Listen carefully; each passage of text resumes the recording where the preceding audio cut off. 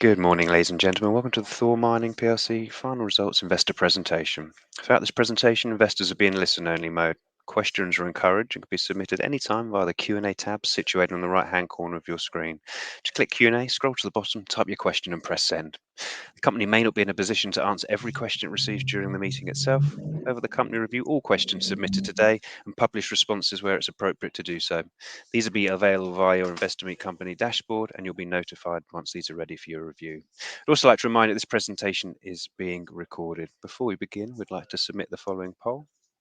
I'd now like to hand you over to Nicole Galloway-Warland, Managing Director of THOR Mining PLC. Good morning. Good morning, Paul. Good morning, everyone, and thank you very much for joining me in the Investor Meet Company webinar. Before I start my presentation, I'd just like to give you a bit of a snapshot of myself, as I know for some of you this is the first opportunity you've had to meet me. So I joined THOR approximately 12 months ago as the Exploration Manager, transitioning into Managing Director in April this year. I'm a geologist with 30 years industry experience, and I've been fortunate to work across the full cycle of our sector, so exploration, project evaluation, project development, and into open cut as well as underground mining. I've got a commodity focus in gold, copper gold, base metals, uranium, and lithium. I've worked with some of the larger mining houses as well as junior exploration companies on projects in Australia, Eastern Europe, South America, and the US. I'm also a director of the Australian Institute of Geoscientists. Education and transparency and compliance regarding the JORC code is very pertinent to me. I'm a passionate geologist, and I believe I've got the right credentials to really drive THOR's projects towards discovery and development success.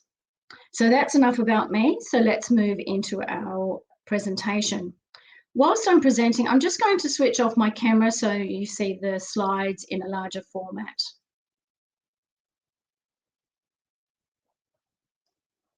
Standard disclaimer, including the competent person statement. So a few investor highlights on THOR.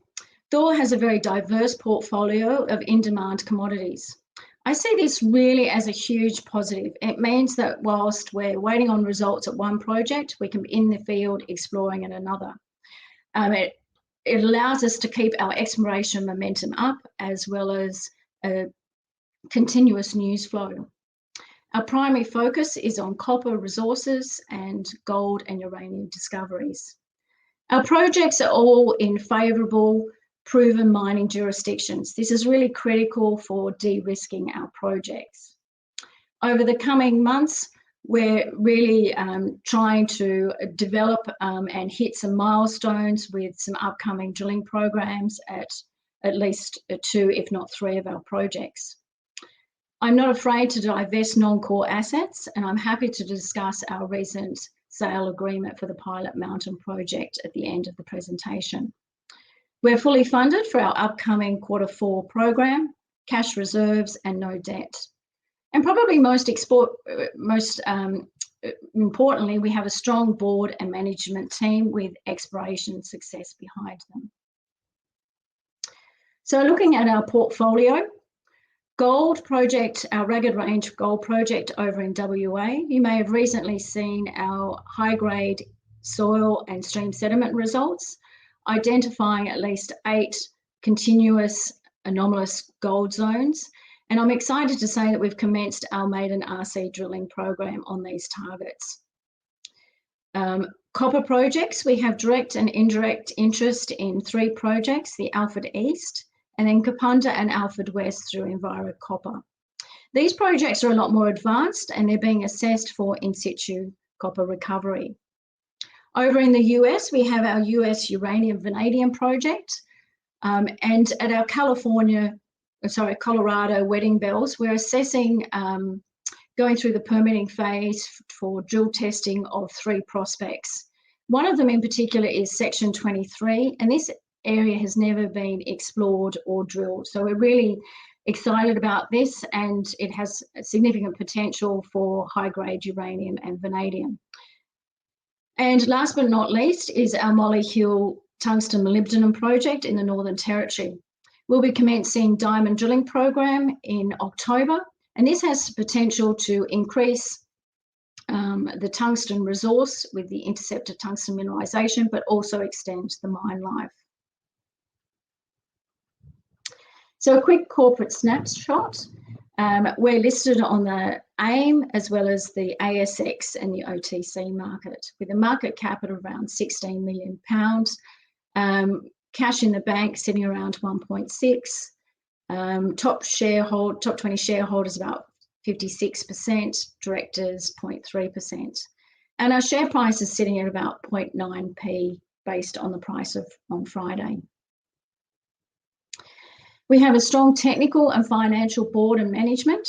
You've heard a bit about me, but Mark Potter has just moved into the chair role, and we have Mark McGough and Alastair Clayton as our non-executive directors, and Ray Ridge as our CFO Joint Company Secretary.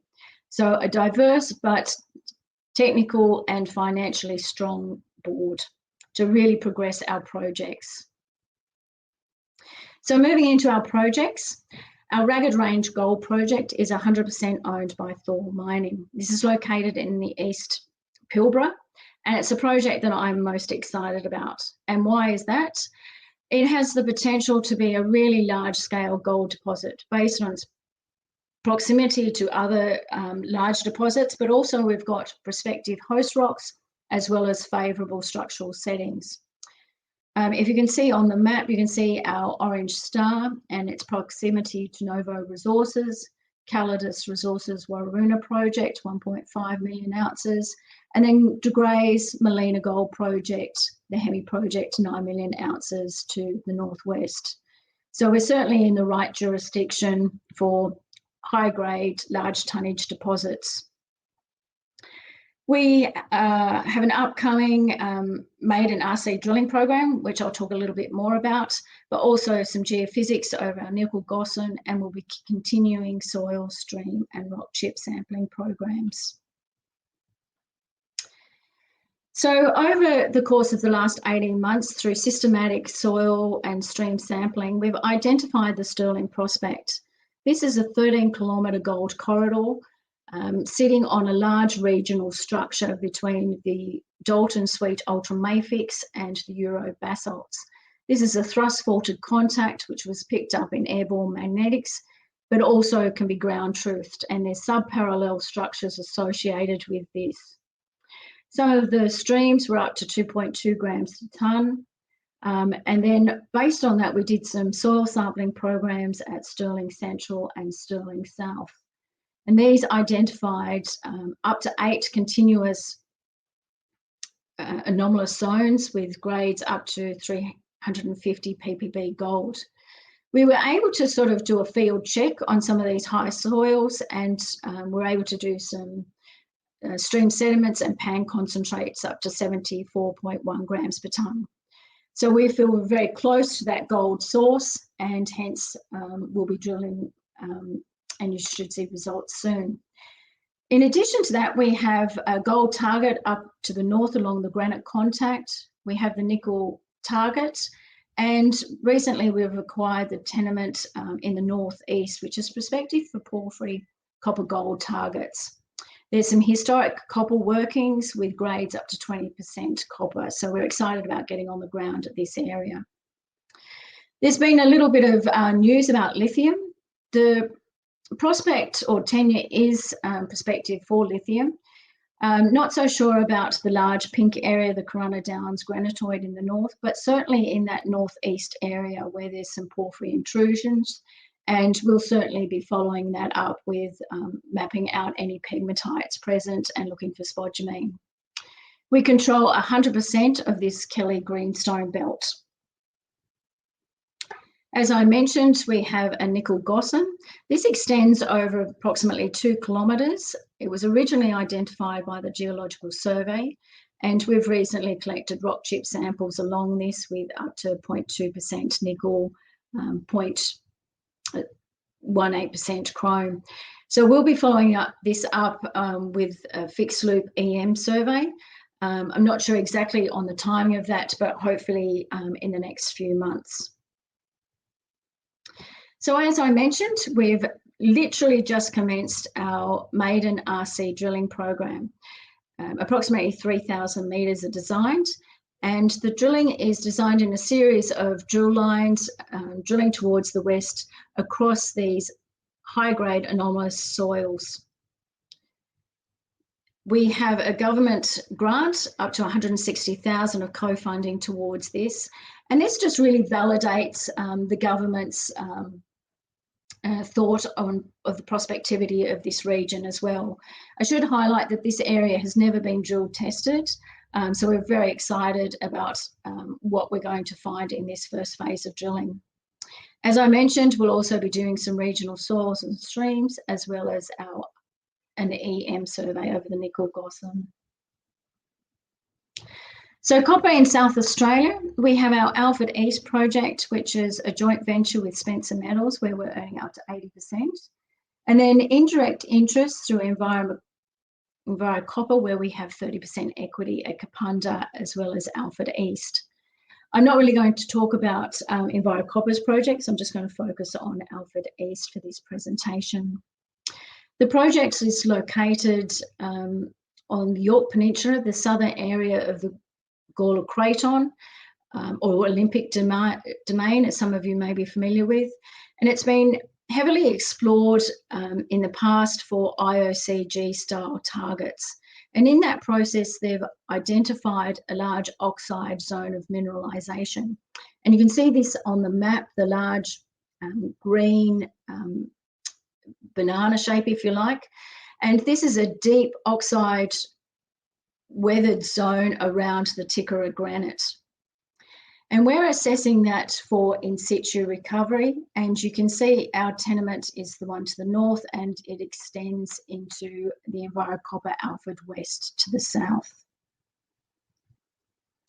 So why in situ recovery? As the world moves to low emissions and sustainability, we believe this is a favourable alternative to traditional mining. It's low cost, low environmental footprint. And I think, for our community engagement as well, there's no open cut, there's no tailings dams, hence no noise, dust, etc. In situ recovery is not new. It's been extensively used in South Australia, particularly in the uranium space. So we have the right permitting expertise in South Australia to move this forward. We have $300,000 of funding from the South Australian government to progress this project with proof of concept studies, including drilling, hydrometallurgical work and groundwater studies. For those of you who are a little bit unfamiliar with ISR, I have just a short video, so I'll just ask Paul if he can start the video for me, please. ISR, or in-situ recovery, is an innovative, low-impact mining technique that is sometimes called the invisible mine. Unlike traditional mining practices which rely on excavation and blasting to recover the ore, ISR has such a minimal impact on the surrounding environment that it can even take place alongside farms and communities. Let's take a closer look at how it works. The process is relatively simple. Once an ore body has been identified and proven to have the right geology, a series of wells are drilled. The key ones are these ones, the injection wells. They pump a specially formulated solution directly into the targeted rock. That used to mean a weak acidic solution, but thanks to the pioneering works of the CSIRO and Curtin University, we now have new options that are 100% non-toxic and biodegradable, known as lixiviants. The solution slowly permeates the targeted layer, rinsing the copper out of the rock. It's a similar process to what happens when you make a cup of tea. As the copper-rich liquid spreads out, the recovery wells kick in, pumping it back to the surface for processing. Surrounding the area are a number of monitoring wells. These collect groundwater measurements and other data to make sure that nothing escapes the area being mined and further minimises the risks to the surrounding environment. Once the copper has been recovered, the rock is flushed with groundwater. The wells are removed and the landscape quickly returns to normal. as if the mine had never been there.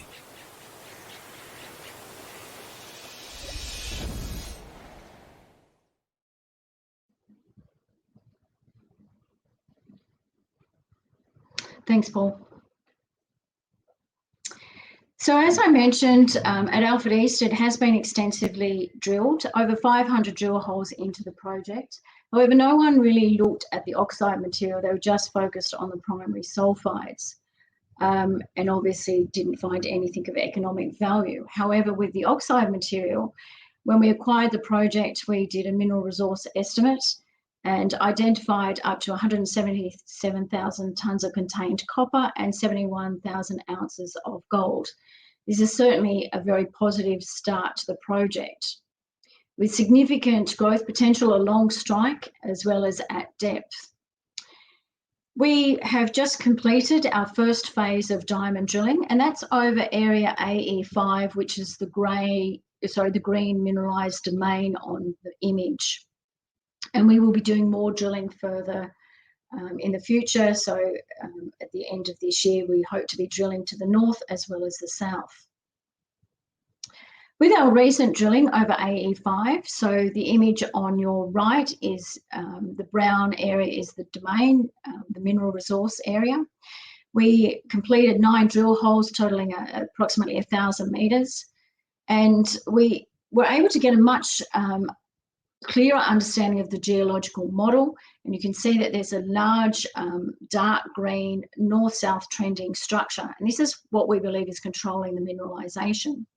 So when we positioned our drill holes, in particular 21 AED005, we intercepted broad high-grade gold mineralisation. So 73 metres at 1% copper and 0.2 grams per tonne gold, including 20 metres at 2% copper and 0.34 grams per tonne gold.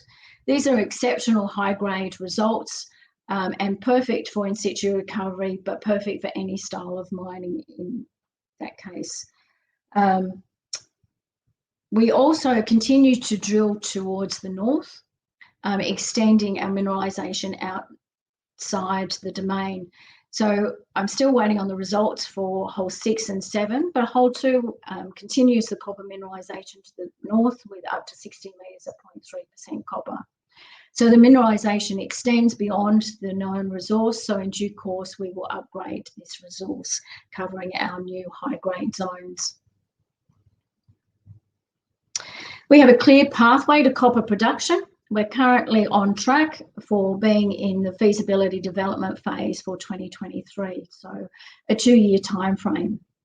We're obviously undertaking our resource drilling and our pump testing, and then we will move into a site lixiviant test and then into feasibility study. So we've currently just completed our first pump test, so looking at water characterisation and permeability. These are critically important for in-situ recovery, as well as our lixiviant trials. So we're looking at a glycine, which is essentially a food additive. It's used in fish fingers and other such things. So benign lixiviant, which can be used to recover both copper and gold. So stay tuned on those results. As we move over to the US, we have a project in Utah and Colorado, which is 100% owned by THOR. We will be focusing initially on the Colorado side in the Uravan mineral belt. This is a high-grade historic province for uranium and vanadium. It's close to infrastructure, including a toll processing facility, White Mesa to the south. And as I said, it's been extensively mined during the 20th century. We're targeting saltwash style sediment or sandstone filled paleochannel uranium and vanadium. And our field sampling returned high-grade uranium and vanadium up to 1.25% uranium and vanadium 3.5%. These are really high-grade results. When you think most uranium deposits sort of average about 0.2% uranium. So very encouraging sampling. We have designed a drilling program to cover 3 prospects, Rimrock and Groundhog, as well as Section 23. Rimrock and Groundhog are both following mineralisation along strike from historic workings. This style of mineralisation seems to be continuous, not only over metres but kilometres, and we'll be following that up with those 2 prospects.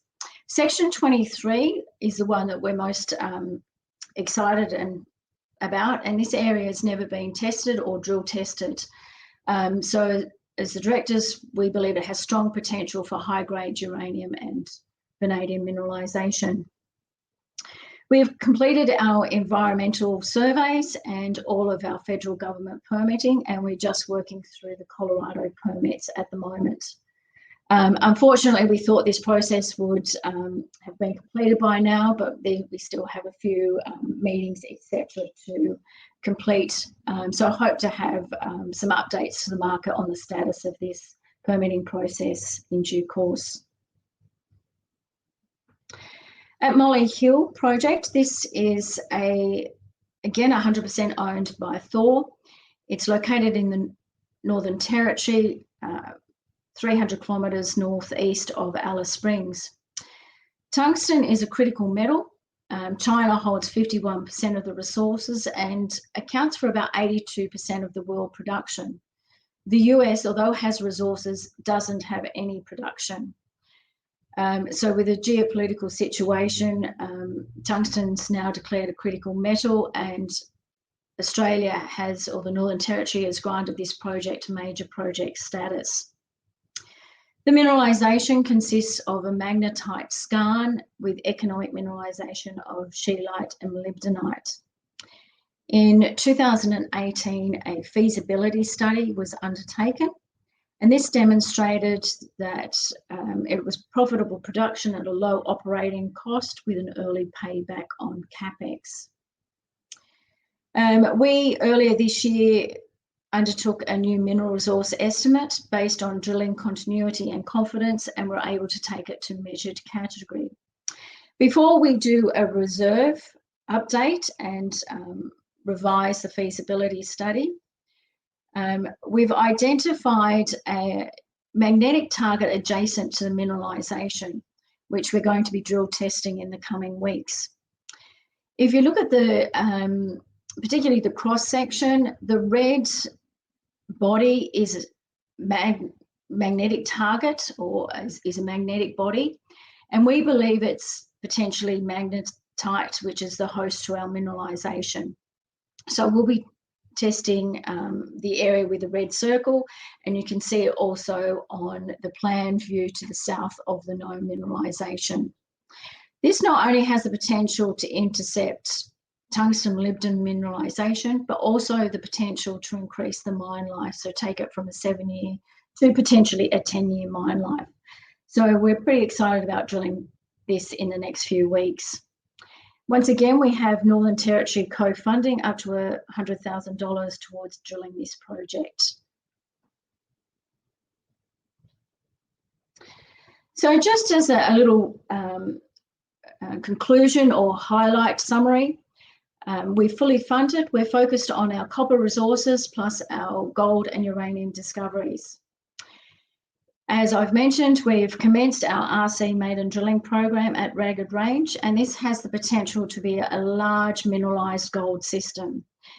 The drilling itself should take approximately 4 to 6 weeks, so should have the results in early November. So certainly stay tuned on that one. At Alfred East, we're waiting on our final diamond drilling drill results, as well as our hydrometallurgical studies. At Wedding Bells, as I've mentioned, we're working through our permits, so should have an update on the status of those in the coming weeks. And last but not least, MOLYHIL will be diamond drilling to potentially upgrade our resource in October. So a busy period up in the next few months, with THOR very much leveraged for exploration success. So thank you all very much. That's fantastic, Nicole. Thank you very much indeed for your presentation. Ladies and gentlemen, do please continue to submit your questions using the Q&A tab situated on the right-hand corner of your screen. But just while Nicole takes a few moments to review those investor questions submitted already, I'd like to remind you that recording the presentation, along with a copy of the slides and the published Q&A, can be accessed via your investor dashboard on the Investor Meet Company platform. I'd also like to remind you that your feedback is important, and immediately after the presentation has ended, you'll be redirected for the opportunity to provide your feedback in order that Nicole and the team can better understand your views and expectations. Nicole, perhaps before we go into the live Q&A, we did receive a number of pre-submitted questions, and if I may, I'll just read out the first one. The first one reads, Ragged Range seems to be located very close to some prospective lithium-focused projects. Has the lithium potential been assessed on this project area? Thanks, Paul. Sorry, I'm just... So in essence, no, and I briefly touched on that. Look, the focus at the moment is very much on our Sterling prospect and following up with that 13-kilometre gold corridor that we've identified. So as I've mentioned, we'll be RC drilling, and that's our focus. Concurrent to that, we will be assessing other areas within our tenement package, and this does include looking at the potential for lithium, particularly over in the northeast, where we feel is potentially favourable for pegmatites and spodumene. So we will be following that up in due course, but the focus at the moment is on our gold and the potential for large tonnage gold system. Fantastic, thank you, Nicole.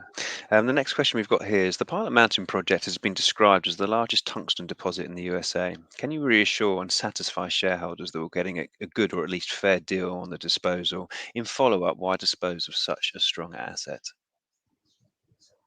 Look, it is an excellent project. However, we felt that the shareholder value was potentially better used at our other projects. And we feel that this is a very good deal for the THOR shareholders.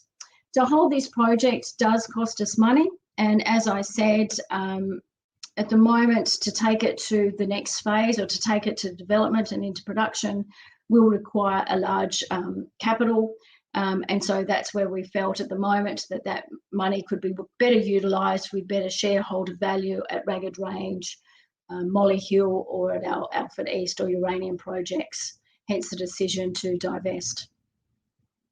That's fantastic. Thank you, Nicole. The next one we've got here is the uranium permit application's due date at state level being moved back 3 months to December, just 1 week after the investor presentation that stated drilling would occur in Q4.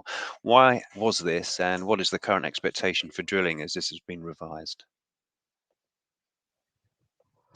Look, I think we felt that the permitting process would go a lot faster than it has. We undertook all our environmental surveys and baseline studies, received our permits through the federal or BLM, and so we thought the same would be for Colorado. Unfortunately, we've got a lot more permitting to go, or did at that time. And so we just felt that it would be quicker than what it has. The extension just gives us a little bit more time to ensure that we do get the permitting through before expiry. So I hope to keep the market updated on the permitting process. We have engaged a new company, Geosyntec, to assist us with this permitting in Colorado. They're very familiar with the Colorado, sorry, I'm a bit tongue-tied on that state name, and also county permitting. So hopefully this can expedite the process. Thank you very much, Nicole. The last question we've got here is, the company anticipating grant funding towards the ISR program at the Alfred East Copper project? Yes, so we received a South Australian accelerated discovery initiative funding of up to 300,000 for proof of concept. So this means that we can claim that money through drilling, through hydrometallurgical work, as well as hydrogeology, which really validates this project, and also that the state government is behind us with the in-situ recovery concept. So very pleased to get this validation from the state government. Fantastic. Thank you, Nicole. That concludes the pre-submitted questions. Obviously, we've had a number of questions submitted during the presentation itself. And if I may, just hand back to you just to click on that Q&A tab, and where appropriate to do so, just read out the question and give your response. That'd be great. Thank you. Okay, so how soon can we start ISR if everything goes to plan? As I pointed out, we have a 2-year timeframe or pathway to development and feasibility. We would like to think that we can move into a pump test, which initially is a tracer test, and then we move into a CELT test, which is a site lixiviant trial, hopefully next year. This is obviously based on permitting, and then move into a feasibility study by 2023. This is fairly ambitious, but I feel is quite achievable. And you know, based on meetings with the department and community consultation, this is all going to plan. Okay, so moving on to next question, and I've sort of touched on this one. This is regarding the uranium permitting. When do you expect to receive the required permitting and drilling commence? Look, I can't really say when we will be drilling. We're just working through the permitting as we speak. I'm reluctant to sort of say a time because I sort of made that mistake based on my knowledge a few months ago. So at this stage, I'm just going to wait till those permits come through before I sort of share with the market my expectation on drilling. But certainly hope to keep the community and the market informed on that status.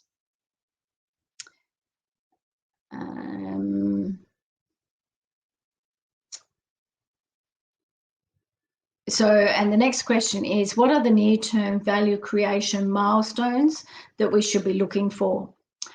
So I really think it's at Ragged Range with this maiden RC drilling program. Although this is just testing Stirling Central and Stirling South, it's really going to give us a great idea as far as the style of mineralisation and the extent of gold mineralisation. If we intercept gold, we've then got a 13-kilometre strike length to then follow up. In addition, there's highly prospective areas to the north and northeast, as I pointed out, for not only gold, but copper, gold, and potentially lithium. And then we also have our nickel.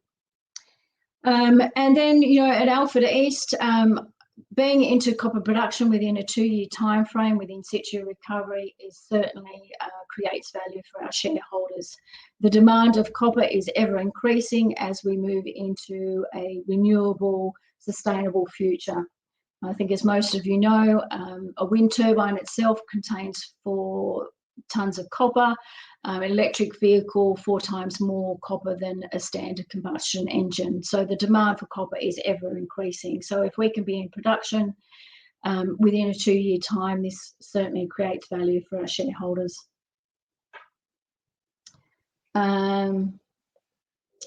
So when do you expect each of your prospects will enter production phase? I suppose our MOLYHIL deposit is the closest to that. But essentially, we're ready to switch the light on, if you like, to move into development phase. The feasibility study has shown that it's a 12-month development phase to move into production. And then obviously I've mentioned the Alford East and ISR project and the turnaround for that to move into production. And then another question is about the Wedding Bells permits. Is this project now a tick box exercise?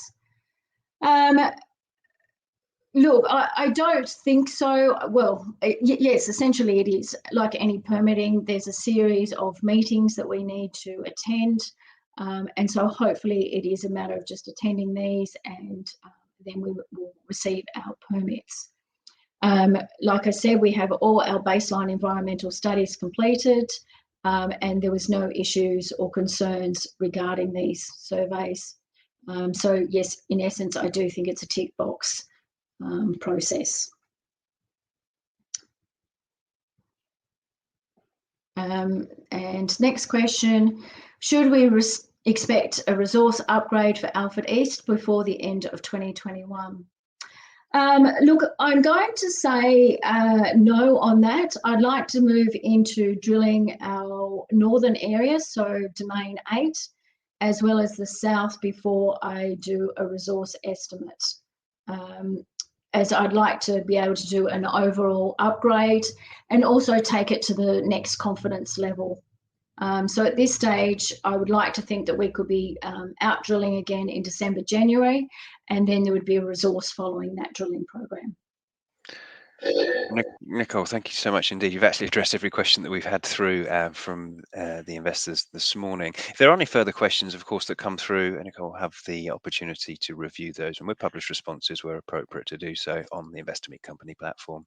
Nicole, perhaps before I send the attendees to give you some feedback, I could just ask you for a closing snapshot and we'll redirect them. Right, thanks, Paul. And I want to thank you all for joining me this morning. THOR's had a busy year building really strong exploration momentum and identifying key exploration targets over our diverse and excellent suite of projects. We now move into what I call the exciting phase, and that's drill testing. And for me, the highlight is definitely our maiden RC drilling program at Alfred East in the Pilbara, which has literally just commenced. And this has the potential for a large-scale gold mineralised system. So this is certainly my highlight. In addition, we'll be drilling at MOLYHIL, as well as be able to give updates on the uranium status. So lots of news flow over the next few months, with THOR very much leveraged to discovery success. So please follow me. That's fantastic. Nicole, thanks again for updating investors today. Could I please ask investors not to close this session, as you'll be automatically redirected for the opportunity to provide your feedback in order that the management team can better understand your views and expectations. This will only take a few moments to complete and is greatly valued by the company. On behalf of Nicole and the team at THOR Mining PLC, we'd like to thank you very much for attending today's presentation. That concludes today's session. Thank you very much indeed and good morning.